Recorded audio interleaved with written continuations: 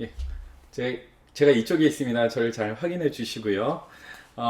이게 바로 제가 계속해서 말씀드렸던 구속사를 조금 그 이미지로 저희가 변화를 좀 한번 줘본 그림입니다. 책에는 없지만 이게 아무래도 저희 그 성경의 구속사를 한눈에 보기 좋게 잘 표현을 했더라고요. 그래서 보시면은 저희가 10페이지에 있는 이 내용과 11체의 하단에 제가 짧게나마 좀 언급하고 갔었던 내용을 이 그림을 중심으로 좀 설명을 드리고 이제 두 번째 시간을 좀 진행하려고 합니다. 자, 먼저 하나님께서 창조를 이제 하시죠. 제가 이 동그라미로 하나 만들어 드릴게요.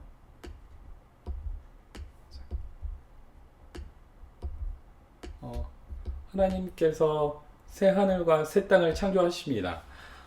그리고 그때 당시 하나님 보시기에 심히 좋았더라고 이렇게 말씀하시죠.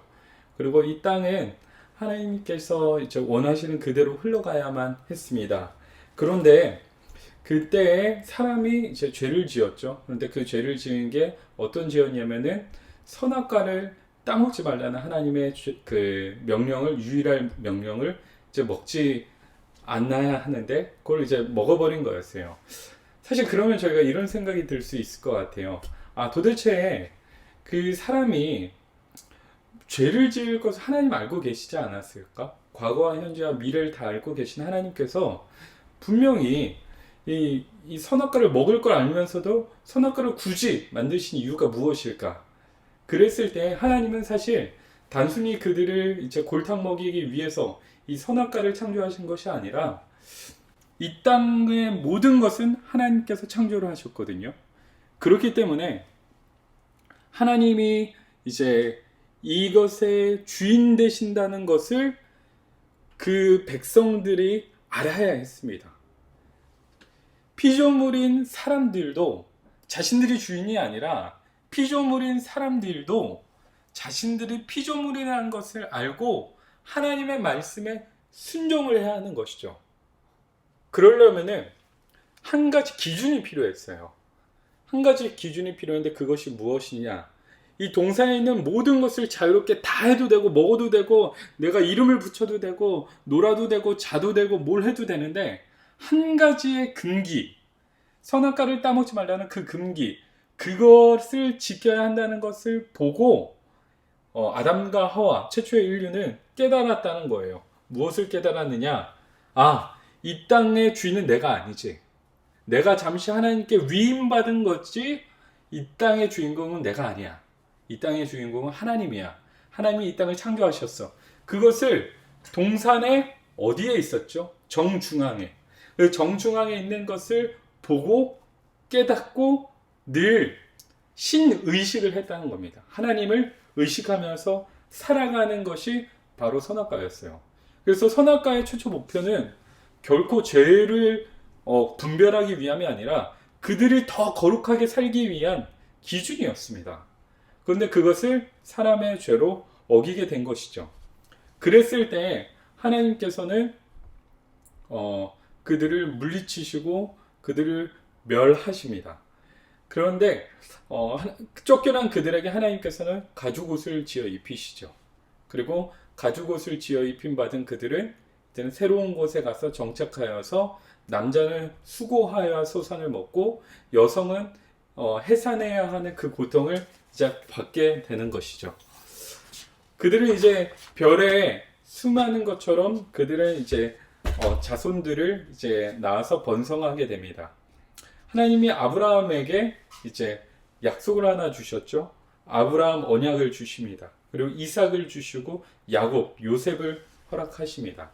그들을 통하여서 이제는 족장 시대에 들어와서 그 족장 중심으로 그들이 이제 공동체를 누리고 그 안에서 하나님을 묵상하면서 살아가게 됐다는 것이죠. 여기가 바로 이스라엘의 출발이라고 볼 수 있는 부분입니다. 그들이 이제 그 가난하고 궁핍하고 또 이제 여러 가지 흉년이 있어서 죽을 위기에도 하나님은 드라마틱한 방법으로 애굽으로 요셉을 그렇게 보내는 사건들을 통하여서 그들을 구원해 내시죠. 그리고 그들의 공동체를 이제 유지시켜 주십니다. 그리고 나서 시간이 지나자 그들이 번성하고 이제 잘 사는 것을 애굽 사람들이 시기 질투해서 이제는 낳는 아이들을 족족 히브리인들을 죽이게 되죠. 그래서 하나님이 그들이 고난받고 그리고 힘들어하고 자손들이 죽어가는 것을 보면서 그들을 출애굽하십니다. 이것이 바로 이쪽 부분이죠. 홍해의 사건과 그리고 10가지의 재앙을 통하여서 하나님이 구원을 해주신다는 거예요. 근데 우리가 여기서 생각할 것은 무엇입니까? 바로 10가지의 재앙은 애굽 사람들에겐 재앙이었어요. 그런데 이스라엘 백성들에게는 구원의 방편이 됩니다. 마찬가지입니다. 우리가 언급하진 않았지만 노아의 홍수 사건에서도 많은 민족들에게 있어서는 죽는 아주 굉장히 두려운 사건이지만 노아에게 있어서는 구원의 사건인 것이죠. 성경에는 이렇게 역사에는 양면성이 있습니다. 그런데 그 기준이 분명히 있습니다. 하나님을 믿고 하나님을 따르고 그의 말씀을 순종하는 자들에게는 구속사, 이 모든 역사는 구원의 역사가 될 것입니다. 그런데 하나님을 거부하고 거절하고 사람의 뜻대로 살아가는 사람들에게는 이 모든 역사는요, 심판의 역사가 되겠죠. 이게 바로 구원의 양면성이라고 볼 수 있겠습니다. 그것처럼 그 10가지의 재앙과 그리고 6월절의 마지막 사건들을 통하여서 결국에는 하나님은 그들을 구원해 내십니다. 특별히 6월절의 사건은 첫 자녀를 죽이는 그런 사건들을, 그리고 어린 양의 피를 묻히면 죽음에서 이제 넘어가는, 패스오버되는 그런 사건들을 통하여서 예수 그리스도가 예표가 되게 되죠. 그들은 출애굽해서 어떻게 살았습니까? 광야 속에 살았습니다. 광야에서 시내산에 가서 하나님을 만나고요. 또한 이제 율법을 받아들였는데 그들은 또 금송아지를 또 이렇게 우상을 숭배하고 그런 사건들을 통하여서 어떻게 되죠? 결국에 하나님께서 그들에게 진노하시게 됩니다. 그렇지만 모세의 또 다른 기도와 그들의 회개를 통해서 다시 율법을 받고 정복 시대에 들어가서 그들이 이제 하나님의 언약의 땅인 이제 가나안 땅으로 입성을 하게 되죠. 가나안 땅에 가서 모든 것을 정복한 그들은 이제 사사 시대로 들어가게 됩니다. 사사 시대는 왕은 없어요. 왕은 없지만 그때마다 필요한 사사들이 일어나서 놀라운 기적과 같은 역사로 공동체를 이제 살리고 지키는 역할들을 합니다. 자, 이때 당시에 사사 시대의 특징이 있습니다. 그게 뭐냐면요, 각기 소견에 옳은 대로 행했다는 것이 그 특징입니다. 무언가 눈으로 보이는 왕이 없자 이 사람들이 흔들렸다는 거예요. 마치 시내산에 모세가 그 율법을 받으러 올라갔을 때 자신들을 구원하고자 이끌었던 리더가 눈에 보이지 않자 금송아지를 만들어서 이게 우리의 신이다 이렇게 이야기했던 것처럼 사사 시대에도 하나의 특별한 왕이 없자 그들이 각자의 소견에 옳은 대로 막 행동을 했다는 거예요. 하나님은 그거를 그 잘못된 길로 가는 그 이스라엘 공동체를 똑바로 바로잡기 위해서 다양한 사사들을 동시대에 다양한 장소에서 세우십니다. 그리고 역사를 일으키시지만 결국엔 끝은 계속해서 소견에 옳은 대로 행하고 죄악에서 넘어서지 못하게 됩니다. 결국 하나님은 그들의 연약함을 보시고 하나의 왕을 보내주십니다. 그 왕이 바로 첫 번째 왕 사울이고 그 다음은 다윗이고 또 그 다음은 솔로몬입니다. 여기서 이제 사울은 이제 하나님의 뜻에 흡족해서 용모도 좋았다고 하고 하나님을 경외하는 자로서 이제 불려왔는데요. 여기에는 기준이 하나 있었어요. 무엇이냐면은 하나님의 마음도 흡족하고 이스라엘 백성들의 마음도 흡족할 만한 기준이 하나 있었다는 거예요. 그게 뭐냐면은 사실 하나님의 나라는 그 세상 정치처럼 이렇게 뭐 결정되고 그런 것이 아니라 하나님의 뜻으로 모든 것이 결정되는 신정 정치예요. 그러니까 이스라엘에게는 왕이 없는 게 아니라 유일한 왕이 하나님이 계신다는 거예요. 왕정 시대에는 왕정 시대 이전에도 왕이 있었는데 그게 바로 하나님이라는 거죠. 눈에 보이지는 않고 느껴지지 않을지도 모르겠지만 분명히 왕이 있어요. 하나님이 왕이십니다.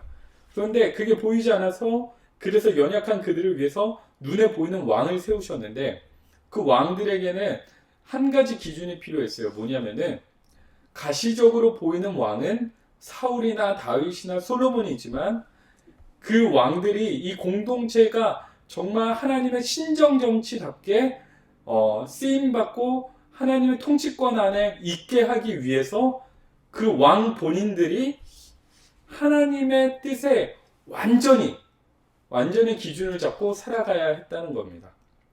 그래서 사울이든 다윗이든 솔로몬이든 하나님의 뜻에 흡족하게 살아야 했어요. 모든 것을 결정할 때도 사람의 뜻으로 결정하는 것이 아니라 하나님의 뜻대로 결정을 해야 돼요. 왜냐하면 인간의 왕이 이스라엘의 왕이 아니라 하나님이 이스라엘의 왕이기 때문에 그것을 분명히 알고 있어야 하는 이스라엘의 실제 왕들은 하나님을 왕으로 모시면서 하나님의 뜻에 맞게 통치가 될 수 있게 이끌어야 되는 의무가 있었다는 것이죠. 그런데 그것을 못했던 게 바로 사울이었어요. 사울이 무엇을 못했죠? 제사장이 와서 제사장이 예배를 드려야 되는 제사를 드려야 되는데 이제 급하다는 이유로 자기 뜻대로 이제 제사를 드리죠. 그랬을 때 이제 타박을 당하게 됩니다. 순종하는 것이 제사를 드리는 것보다 낫다고 이야기를 하잖아요. 그게 무엇이냐면은 분명히 제사가 진행되는 하나님의 기준이 있고 원리가 있는데 그것을 무시하고 사람 뜻대로 했다는 거예요. 하나님 중심으로 통치가 돼야 되는데 사람의 중심으로 통치가 된 것이죠. 이 영적인 의무감을 잃어버린 왕은 더 이상 이스라엘의 왕이 될 수가 없었습니다. 그래서 사울은 버림받은 것이죠. 반면에 다윗은 어떻게 되죠? 죄를 지었지만 회개를 하고 다시금 하나님께 돌아와요. 그리고 하나님과 동행하면서 무엇을 하든 하나님 뜻대로 결정을 합니다. 심지어 자신의 원수인 사울을 죽일 수 있는 기회가 왔음에도 불구하고 하나님이 세웠기 때문에 그를 죽이지 않는다 이렇게 고백을 하죠. 철저히 하나님 중심적으로 살았던 왕이기 때문에 다윗은 다시 용서받을 수 있었고 그를 통해서 이제 이스라엘 백성들이 번성할 수 있었습니다. 이제 솔로몬이 그 뒤에 지혜의 왕이 세워지게 되고요. 그리고 나서 이제 분열 왕국 시대로 오게 되는데요. 이쪽 부분을 좀 잘 보시면 좋을 것 같아요. 제가 빨간색으로 표시한 곳인데요. 여기가 분열 왕국 시대에 조금 중요한 기로에 서 있습니다. 이스라엘 백성들이 이제 솔로몬 왕으로 오고 이제 나라가 나눠지게 돼요. 어떻게 되냐면 남으로는 남유다 그리고 위로는 북이스라엘 이렇게 구분이 되게 됩니다. 남유다와 북이스라엘 밑에 쪽이 남유다고요. 위쪽이 북이스라엘입니다. 북이스라엘은 어떻게 됐습니까? 여로보암의 죄 때문에 아수르에 의해서 망하고요. 그리고 남유다는 어떻게 되죠? 바로 바벨론에 의해서 멸망하게 되죠. 북과 남으로 나눠지게 됐다는 거죠. 여기가 분열왕국 시대입니다. 솔로몬 이후에 여로보암과 르호보암으로 통하여서 여로보암은 죄를 짓고 남유다는 이제 자신들의 이제 길로 가는 그렇게 역사가 나눠지게 되는 이제 구속사의 중요한 기로점에 서 있게 되는데요. 자, 북이스라엘은요, 남유다를 제외한 11개 지파가 이제 북이스라엘을 따랐어요.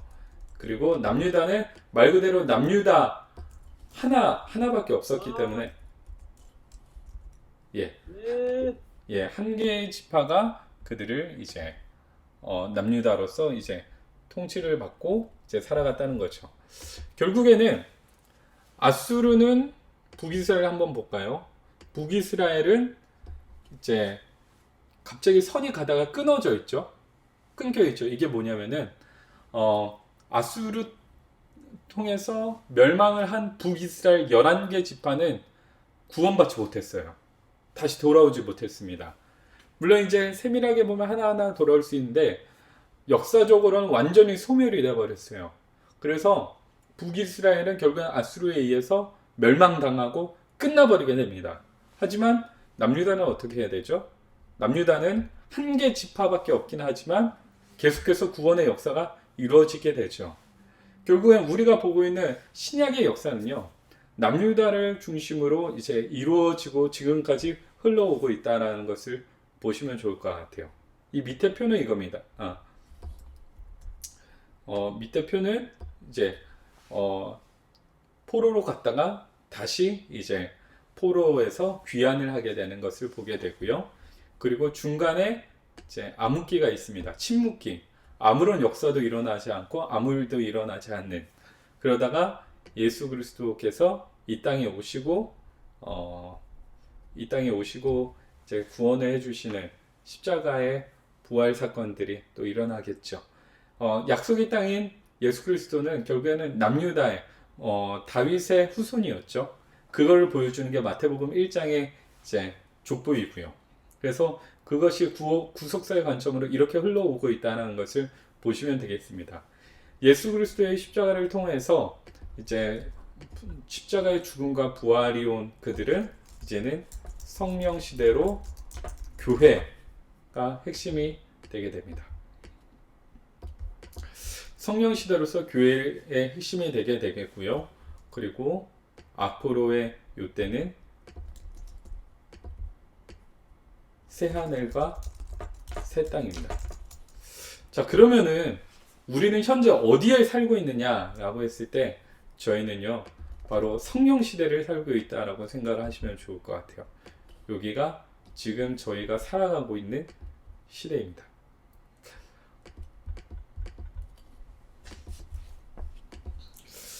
이렇게 보면 구속사의 관점으로 그 그림을 하나 딱 그리시면 좋을 것 같아요. 성경을 어떻게 생각하고 파노라마처럼 한눈에 들어오게 할 수 있을까? 하나님의 창조부터 시작해서 지금 분열까지, 그리고 분열에서 그 역사가 이루어지고 예수 그리스도를 통해서 다시 회복까지, 그리고 새 하늘과 새 땅으로 이루어지는 것이 온전히 이제 성취가 되는 것이 바로 이 성경의 큰 이제 맥락이고 흐름이다라는 것을 보시면 좋을 것 같습니다. 자, 여기까지 조금 이제 구속사를 다시 한 번 더 좀 그 한눈에 보기 좋게 정리를 해드렸고요. 요거는 제가 저희 그 카톡방에 하나 올려드릴 테니까요. 나중에 그 한번 보시면서 메모하셔도 좋을 것 같고 적으셔도 좋을 것 같고 괜찮으실 것 같습니다. 자, 여기에다가 제가 내용을 좀 더 이제 첨부 텍스트를 넣어가지고 카톡방에 올려드리도록 하고요. 다시 저희 PPT로 조금 돌아가가지고요. 이제 조금 커지니까 좀 더 보기 좋으시죠? 예. 이제는 이제 지리에 대해서 이제 설명을 좀 드리려고 하는데요. 성경의 기준이 되는 그 지역이 바로 이게 세계 지도를 기준으로 놓고 보면은 유럽과 아프리카와 아시아 그 사이입니다. 유럽과 아프리카, 아시아 사이. 저희 책으로는 13페이지를 보시면 좋을 것 같아요. 하나님의 말씀은 2930개의 인명과 1551개의 지명으로 구성이 되어 있어요. 그래서 성경을 다양한 장소에서 쓰여져 있고 다양한 사람들이 등장하기 때문에 이거를 뭐 알고 뭐 보는 것과 모르고 보는 거는 또 이제 다르다는 것이죠. 그래서 기본적으로 모든 것을 제가 다 설명을 드릴 수는 없지만 중요하게 이것들을 알기 위해 좀 핵심되는 배경인 이 지역에 대해서 좀 설명을 드리고 오늘 강의를 좀 마무리하고자 합니다. 수역이라고 있습니다. 수역이 무엇이냐면요, 강이나 바다를 통해서 구역이 나누어지는 것을 얘기해요. 왜냐하면 그때 당시에 땅을 나누는 중요한 기준이 물이었기 때문입니다. 자, 하나님께서도 세상을 창조하실 때 셋째 날에 물로써 이렇게 구분을 하시죠. 그것처럼 창세기 1장 9절에서 10절을 보니까 묻이 드러나라 이렇게 하시니 묻이 드러나고 그걸 기준으로 그때 당시에 이제 구역이 나누어졌다는 것을 보시면 되겠고요. 하단에 보면은 이렇게 그림이 13페이지 하단에 보면은 그림이 하나 있습니다. 요 그림이죠. 자, 제가 이 수역을 설명드리기 위해서 좋은 한 스토리가 있어가지고 좀 설명을 드릴게요. 옛날에 성경을 좀 알고자 하는 사람들이 모여서 이제 배를 예약을 했어요. 배를 예약해서 와 저기 성경에 좋은 내용들을 좀 알고 싶다 해가지고 사람들이 돈을 모아서 티켓팅을 하고 이제 배를 타고 갔죠. 아주 큰 배였습니다. 타이타닉처럼 멋있고 웅장한 배였어요. 그 배를 타고 이제 우리가 보려고 하는 그 지역에 도달을 한 거예요. 도달을 하면 어떻게 해야 되죠? 바로 밑에다가 이제 바닥에 고정할 수 있는 밑에 앙카를 이제 달아가지고 배가 더 이상 움직이지 않게, 자 우리가 이쪽에서 성경을 더 연구하자, 여기 지역에서 공부를 하는 게 좋겠다 이렇게 생각을 해서 사람들이 배를 살짝 정박했다고 합니다. 그런데 뭔가 성경에 대해서 새로운 걸 알고 싶었는데 아무리 봐도 주변을 봐도 뭔가 아무것도 없는 거예요. 그래서 그러면은 우리가 바다 밑으로 한번 내려가서 성경을 알 수 있는 아주 좋은 힌트를 찾아보자 해가지고 스쿠버 다이빙을 했습니다. 스쿠버 다이빙을 하는데 너무 힘이 드는 거예요. 보통 체력이 이제 감당이 안 되니까 야 이거 너무 힘들다 해서 이 스쿠버 다이버가 땀을 흘렸습니다. 크게 2방울을 흘렸죠. 그러고 나서 이제 보게 됐는데 뭐 다른 건 찾지 못하고 저기 미역 2줄기를 바위 위에 있는 것을 보고 그냥 돌아왔다고 합니다. 자 이게 무슨 말이냐, 이거 갑자기 무슨 이상한 소리 하는 거냐, 이게 바로 저희가 보고 있는 성경 배경의 지역을 생각할 수 있는 좋은 스토리거든요. 예, 보시면은 저쪽에 대해가 있죠. 대해, 지중해. 이 지중해가 이 배라고 좀 생각하시면 좋을 것 같고요. 그리고 밑에 바다 이제 배를 고정하는 것을 내렸잖아요. 그거를 바로 나일강이라고 좀 생각을 해주시면 좋을 것 같아요. 그리고 스쿠버 다이버가 빠졌잖아요. 그게 바로 홍해. 이 스쿠버 다이버의 다리 2개를 한번 생각을 하시면 되겠고요. 스쿠버 다이버가 내려가면서 힘들어서 땀을 흘렸지 않습니까? 그게 바로 요단과 그리고 긴네레토스, 이게 됩니다. 뭐 염해까지도 있죠. 염해, 그러니까 사해죠. 사해, 요단과 긴네레토스, 땀 2개. 그리고 여기 페르시아만은 뭐죠? 아주 바위처럼 큰 뭔가 페르시아만이 하나 있고 티그리스 강이 하나 있고 유프라테스 강이 있죠. 이게 바로 미역 2줄기 생각을 하시면 좋을 것 같아요.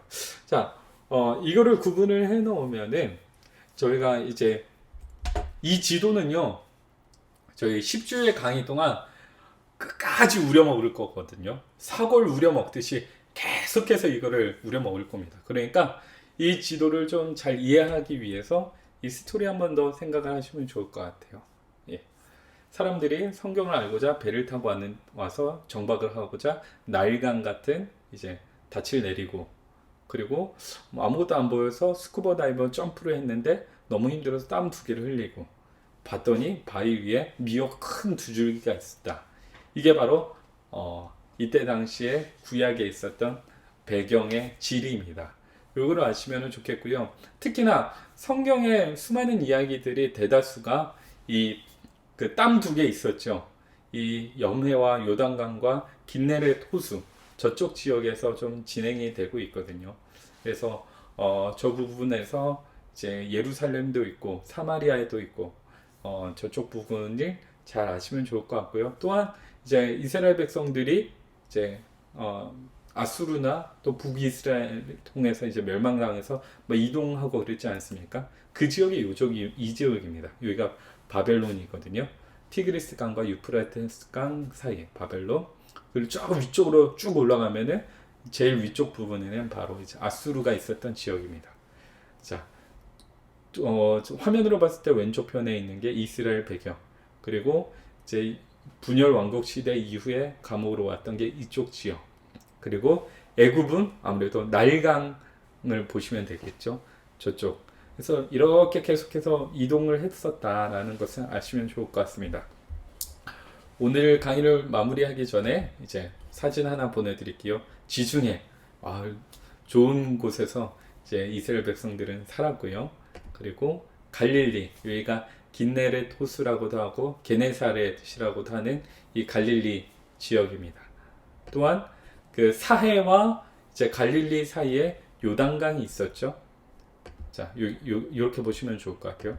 이 사해가 있고 그 위에 선이 쭉 있고 갈릴리 바다가 있는데 그 가운데가 요단강이에요. 푸르르지 않습니까? 예.